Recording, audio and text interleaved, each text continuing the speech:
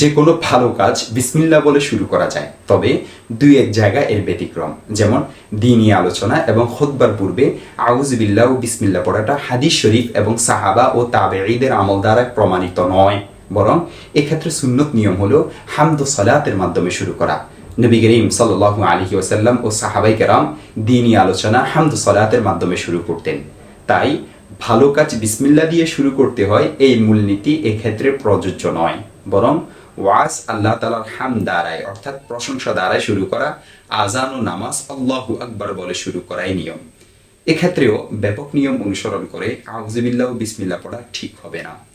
ফকিহ ইবনে নুজাইম রাহমাতুল্লাহি আলাইহি আল বাহরুর রাইক কিতাবে 2 নং খণ্ড 149 নং পৃষ্ঠায় ইমাম আবু ইউসুফ রাহমাতুল্লাহি আলাইহির উদ্ধৃতি দিয়ে বলেছেন, খুতবার পূর্বে আস্তে করে আউযুবিল্লাহ পড়া উচিত, তবে এ বিষয়ে হাদিসের দলিল পাওয়া যায় না।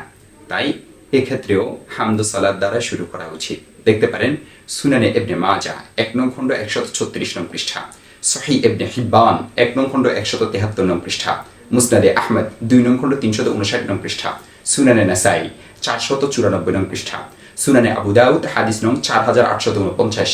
আরও দেখতে পারেন ইতহাফুস সাদা 3 নং খণ্ড 467 নং পৃষ্ঠা, মুসলিম 1 নং খণ্ড 283 নং পৃষ্ঠা, জাদ 1 নং খণ্ড 431 নং পৃষ্ঠা, দালাইলুন নবুওয়া 2 নং খণ্ড 524 নং পৃষ্ঠা, আল বাহরুর রাইক 2 নং খণ্ড 147 নং পৃষ্ঠা, আদ-দুরুল মুখতার 2 নং খণ্ড 148 নং পৃষ্ঠা, আত-তারগীব ওয়াত তারহিব 3 নং খণ্ড 233 নং পৃষ্ঠা, আল মুগনি ইবনে কুদামার 3 নং খণ্ড 178 নং পৃষ্ঠা, ইলাউস সুনান 8 নং খণ্ড 72 নং পৃষ্ঠা, ফাতাওয়া হিন্দিয়া 1 নং খণ্ড 146 নং পৃষ্ঠা, আল মুহাল্লা 3 নং খণ্ড 262 নং পৃষ্ঠা, মুসান্নিফ ইবনে আবি শাইবা 3 নং খণ্ড 79 নং পৃষ্ঠা।